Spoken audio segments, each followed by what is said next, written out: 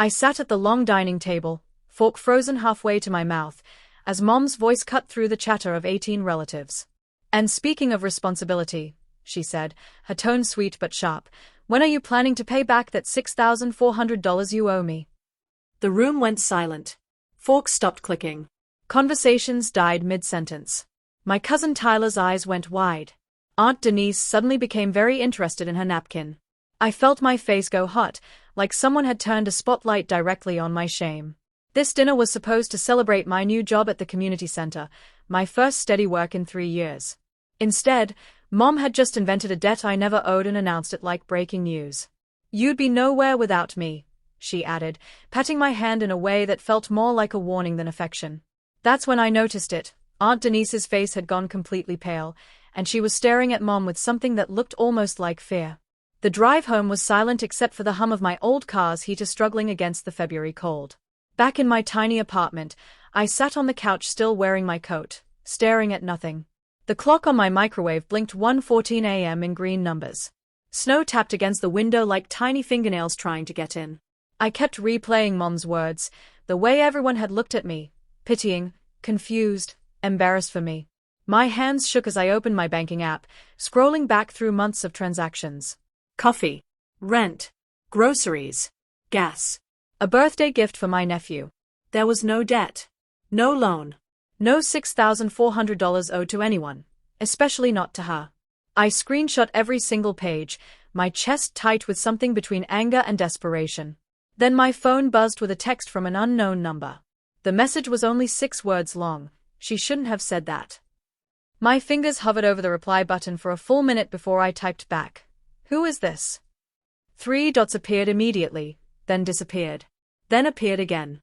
Finally, "It's Mariah. Your cousin. Don't call this number after I send this next message." My heart hammered. Mariah was always quiet at family gatherings, always watching from the edges. Her next message came through like a bomb in text form. "Your mom isn't who she pretends to be." "I'm sorry. I can't say more." I tried calling anyway. Straight to voicemail. I tried texting. The messages turned green. She'd blocked me. I sat there in the dark, phone clutched in my hand, feeling like the floor had just dropped out from under me. Then Mom's voice exploded through my phone in a long, rambling voice note. "I don't know what you're thinking, but you better apologize before things escalate. Don't make me the bad guy here." I couldn't sleep. Instead, I paced my apartment, remembering things I'd tried hard to forget. Like when I graduated college and Mom told everyone she'd paid my tuition, but I'd worked 2 jobs and taken out loans. Or when my ex bought me a necklace for my birthday, and Mom threw it away, saying it was cheap looking. Or all those times she told relatives I was too fragile to handle stress, making me sound broken. These weren't just mistakes or misunderstandings. They were patterns, carefully placed stones on a path I'd been walking my whole life without realizing it was leading me in circles. I pulled out a dusty cardboard box from under my bed, my childhood box, filled with old school projects and birthday cards. At the very bottom, crumpled and torn along one edge, I found an envelope addressed to me in handwriting I barely recognized. It was ripped open, the letter inside folded unevenly. My hands trembled as I began to read. The letter was dated 13 years ago, written on plain notebook paper in blue ink. "Dear Sophie," it began, and I recognized my father's handwriting from the single birthday card I'd kept all these years. "I know it's been too long. I know you probably don't want to hear from me. But I've finally saved enough to make things right. I want to set up a college fund for you, something your mom and I should have done together. I'll be in touch soon with the details. I'm sorry for all the time we've lost. Love, Dad." I read it 3 times, my vision blurring with tears. Mom had always told me Dad abandoned us, that he didn't care, that he never even asked about me. But this letter proved he'd tried. And somehow, it had been hidden in my own belongings, torn open and shoved away where I'd never think to look. My phone buzzed at 2:06 a.m., making me jump. Mariah's name flashed on the screen. I answered before the second ring. Her voice came through in a whisper, "You need to know about the inheritance." Mariah spoke quickly, like she was afraid of being overheard even though it was the middle of the night. "When your dad died, he left you something. I was only 14, but I remember overhearing Mom and your mom talking about it in the kitchen during the funeral reception. Your mom said she'd handle the paperwork. I didn't think anything of it back then, But after tonight. She trailed off, and I could hear her breathing, fast and nervous. What kind of something? I asked, gripping the phone so hard my knuckles went white. I don't know exactly. Money, I think. But Sophie, your mom made it sound like it was hers to handle, and Aunt Denise just went along with it. We talked for another 20 minutes before Mariah had to go, making me promise not to tell anyone we'd spoken. The next morning, scrolling through social media with coffee I could barely taste, I saw photos from a family trip last spring. There was Mom, laughing on a beach, wearing the silver bracelet I'd saved up to buy her for Christmas. I'd been told that trip was cancelled because nobody could afford it. I zoomed in on every photo, my stomach twisting tighter with each one. There was Uncle Ray with a fishing rod, Aunt Denise holding a tropical drink, my cousins building sandcastles, and Mom, front and center in almost every shot, looking happier than I'd seen her in years. She'd told me in March that the family reunion trip fell through because of budget issues and that everyone was disappointed. But here was the proof. They'd gone without me. They'd all gone. And nobody had said a word. I scrolled to the comments section and saw something that made my blood run cold. Under a photo of the beach house, Aunt Denise had written, "Thanks for covering the Airbnb deposit, sis," with 3 heart emojis. My hands started shaking again. I had never paid any deposit for any family trip. I'd never even been asked to contribute. But someone had used my name. Or worse, used my money. I tore through my apartment looking for old bank statements, pulling open drawers and dumping out folders until I found the stack from last year. I went through them page by page, line by line, my finger tracing each transaction. And there it was, buried in March statements, an automatic transfer I didn't recognize, $980 to something labeled Family Event Fund. My mouth went dry. I had never set up that transfer. But 3 months ago, Mom had borrowed my laptop to send some emails because hers was acting up. She'd been alone with it for almost an hour. My hands were trembling so badly I could barely navigate to my bank's website. I logged in, found a recurring transfer, and cancelled it immediately. The confirmation appeared on screen. Transfer stopped. I sat back, heart pounding, feeling like I'd just cut a wire on a bomb. 10 seconds later, my phone rang. Mom's name lit up the screen. I let it ring twice before answering, trying to steady my voice. "Hello. What did you just do?" Mom's voice was tight, controlled, but I could hear the anger underneath like a current ready to pull me under. "The payment didn't go through. Why did you stop it?" I took a breath. "What payment, Mom?" Silence. "Then, don't play games with me, Sophie. You know exactly what I'm talking about." "Actually," I said, surprised by how calm I sounded, "I don't. And while we're talking about payments, maybe you can explain that $6,400 you said I owe you. Because I've checked every record I have, and there's nothing." Her laugh was sharp and bitter. "Of course you turn this around on me. "After everything I've done for you, everything I've hidden for you," she stopped abruptly. "Hidden for me?" I repeated, my pulse racing. "What does that mean?" But she'd already hung up. I sat there staring at my phone, her words echoing in my head. The next morning, I put on my one good jacket and drove to the county courthouse. The courthouse smelled like old paper and floor polish. A tired-looking clerk directed me to the probate records department in the basement, where fluorescent lights buzzed overhead and filing cabinets lined the walls like dominoes. I filled out a request form for any estate documents related to my father, my hand cramping as I wrote his full name, Marcus Theodore Kane. 30 minutes later, the clerk returned with 2 thin manila envelopes covered in a layer of dust. I opened them right there at the counter, my hands leaving prints in the dust. Inside were photocopies of documents, some barely legible. But one page stood out, the text sharp and clear, a notice of trust fund distribution. My father had set aside $18,000 specifically for me, to be released when I turned 18 or upon graduating high school, whichever came first. The document was dated 3 months after his death. At the bottom was a guardian's signature, required for the fund transfer. Mom had signed as my legal guardian. The funds had been withdrawn 8 years ago. I was 19 then. The signature looked wrong somehow. Back in my apartment, I spread everything across my kitchen table like evidence in a crime show. I pulled out every card Mom had ever written me. Birthday cards, a sympathy card when my dog died, the angry note she'd left last year demanding I return her spare key. I compared the signatures, holding them up to the light, studying every loop and curve. The probate signature was different. Too neat.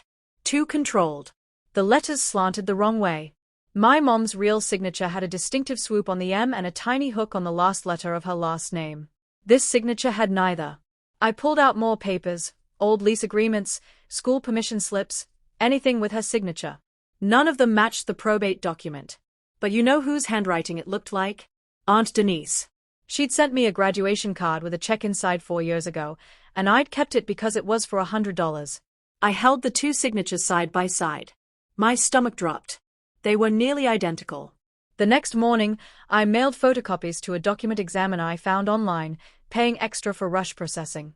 Word must have gotten out that I'd been at the courthouse, because my phone started blowing up with calls from relatives I hadn't heard from in months. Uncle Ray left a voicemail. "Hey, Sophie, just checking in. Heard you've been asking about old paperwork. Your mom's been, well, she's always been protective of you. Sometimes maybe too protective." Cousin Bethany texted, "Is everything okay? Mom said you're stirring up trouble." Even my younger brother Noah called, sounding uncomfortable. "Mom's upset. She says you're trying to make her look bad." Nobody wanted to say what they were really thinking. Nobody wanted to admit they'd suspected something was off for years. Late that night, Mariah called again from a different number. "People are talking," she said. "Mom told me your mom is furious." There was a pause, then she added quietly, "Sophie, your mom told everyone back then when your dad died that he left nothing for you. She said he'd spent everything before he passed. But I heard her talking to Aunt Denise once, and it didn't sound like nothing." The email from the document examiner arrived while I was eating cereal that had gone soggy in the bowl. Subject line, "Analysis complete." I clicked it with shaking hands. The message was professional and technical, but one line stood out in bold. Based on stroke pattern analysis, letter formation consistency, and pressure indicators, there is an estimated 90% probability that the questioned signature on the probate document was not written by the same individual who produced the known exemplars of Monica Kane's signature. I read it 3 times. 90%. That wasn't just suspicious. That was proof. My mom, or someone acting on her behalf, had forged a legal document to steal money my father had left for me. This wasn't just manipulation or emotional abuse. This was actual fraud. I forwarded the email to myself twice, saved it in 3 different places, and printed 2 copies. Then my phone buzzed with a text from Mom. "Family meeting. Tonight at my house. 7 p.m. Don't embarrass me again." I arrived at 7:03 p.m., just late enough to make a point. Mom's living room was full. Uncle Ray on the couch, Aunt Denise perched on the armchair looking like she wanted to disappear, my brother Noah leaning against the wall with his arms crossed, and a handful of cousins scattered around like an audience waiting for a show. Mom stood in the center, arms folded, chin up. "You finally decided to show up," she said coldly. "I didn't sit down." "You said we needed to talk." "No," she corrected, her voice rising. "We need you to stop spreading lies about me. You think digging through old papers and bothering courthouse staff is going to make you look better? All you're doing is embarrassing this family." The room was silent. I could feel everyone's eyes on me, waiting to see if I'd back down like I always had. But this time, I reached into my bag and pulled out a single sheet of paper. I walked over and laid it on the coffee table in front of her. It was the trust distribution notice. "Explain this," I said quietly. Mom glanced down at the paper and then laughed, too loud, too forced. That's ancient history. Those funds went toward your medical bills when you were a teenager. You don't remember because you were sick, but I had to cover thousands of dollars in expenses." I felt the room shift, some people nodding like that made sense. But I was ready. "What hospital?" I asked, my voice steady. She blinked. What hospital, Mom? What doctor? What medical issue cost $18,000 that insurance didn't cover?" Her mouth opened, then closed. She looked at Aunt Denise, who was staring at the floor like it might open up and swallow her. "I don't have to justify every detail to you," Mom snapped. "That's not an answer," I said. "If you used that money for me, there would be records, bills, explanation of benefits. Something." Uncle Ray shifted uncomfortably. Noah looked between us, confused. I turned toward the door, needing air, needing space. As I stepped outside into the cold evening, I heard footsteps behind me. Aunt Denise followed me into the driveway, wrapping her cardigan tight around herself. Denise looked older in the porch light, her face lined with worry. "Sophie, please," she whispered, glancing back at the house. "Can we talk?" "Just for a minute." I crossed my arms, the cold biting through my jacket. "Go ahead." She took a shaky breath. "Your mom, when your father passed," she panicked. She didn't know how she'd manage everything alone, and when she found out about the trust fund, her voice cracked. "She said you were too young to handle that kind of money, that you'd waste it or get taken advantage of." "She convinced me it was for your own good." "So you signed the form," I said flatly. Denise nodded, tears spilling over. "I thought I was helping." "She said she'd use it to invest in your future, maybe save it for college or house down payment." "I didn't know she'd."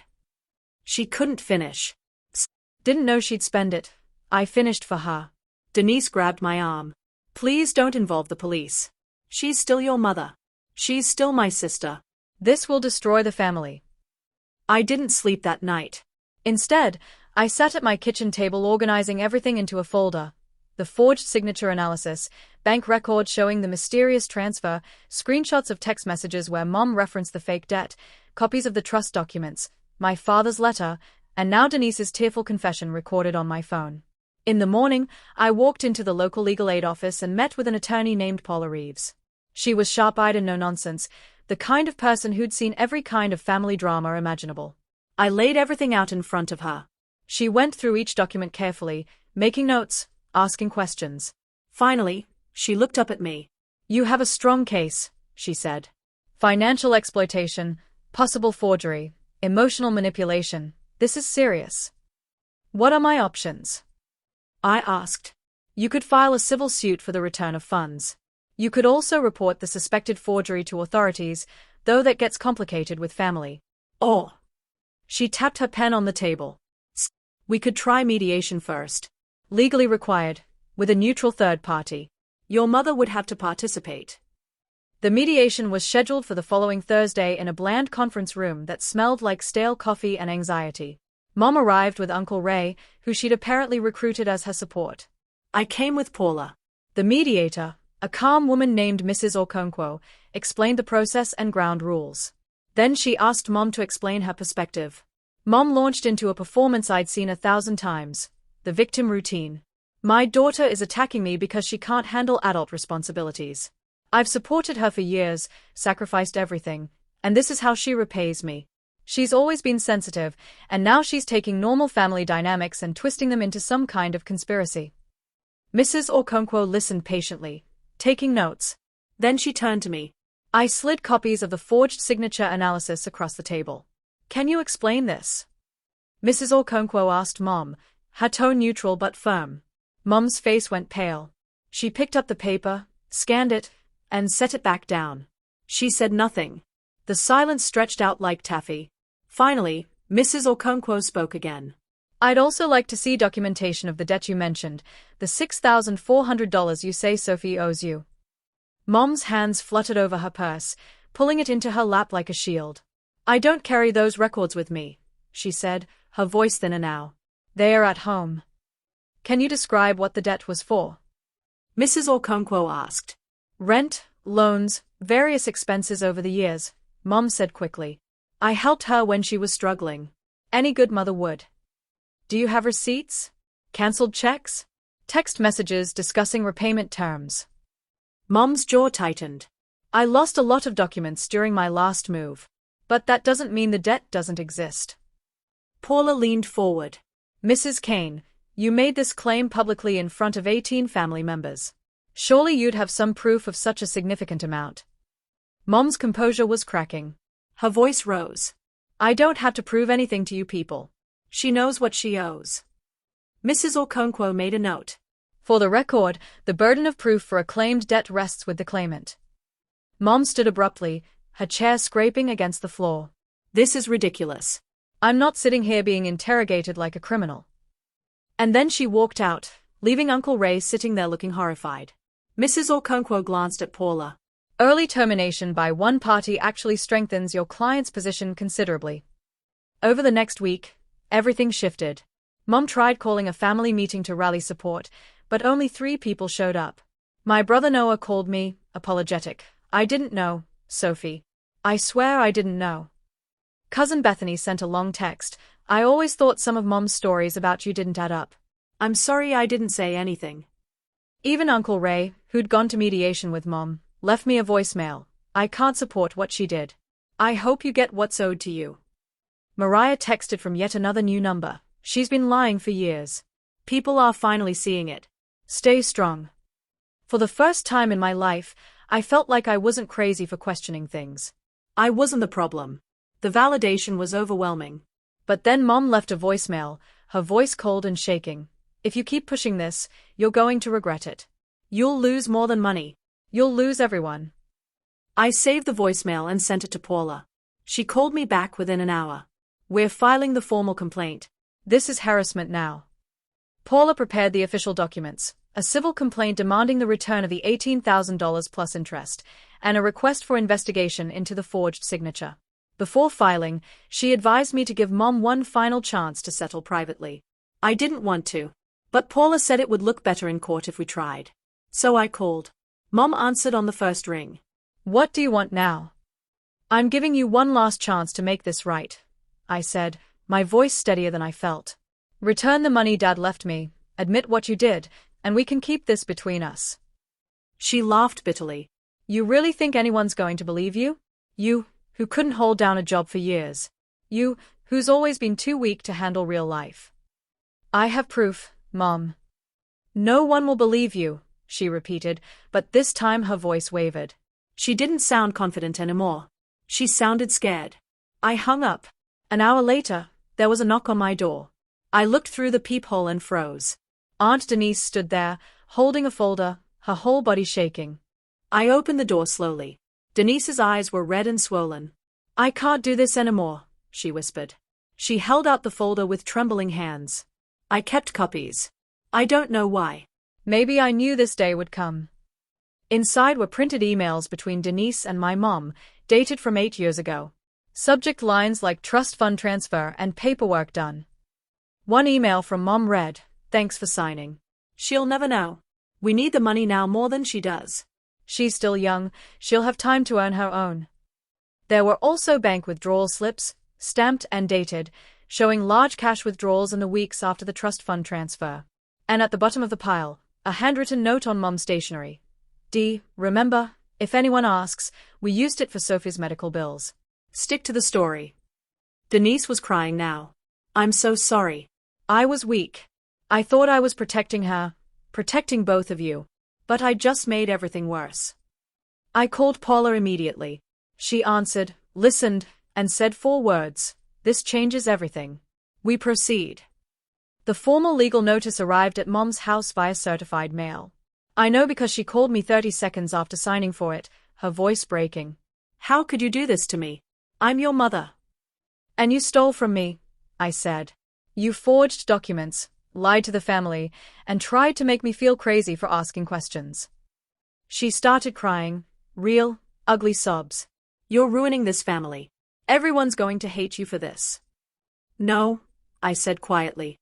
They are going to hate what you did. There's a difference. She showed up at my apartment that evening, mascara streaked down her face, begging me to drop the case. I'll pay you back, she said. I'll figure something out. Just don't take this any further. Where's the money, Mom? She looked away. It's gone. I had expenses. I had to live. You had to go on beach vacations, I corrected. You had to buy new furniture and jewelry and fun family trips I wasn't invited to. She tried to rally the family one more time, sending a group text claiming I was trying to destroy her out of spite. But this time, most people didn't respond. And the ones who did weren't on her side. Over the following weeks, family members started reaching out to me privately. Cousin Tyler admitted he'd always thought it was weird that Mom talked about me like I was helpless.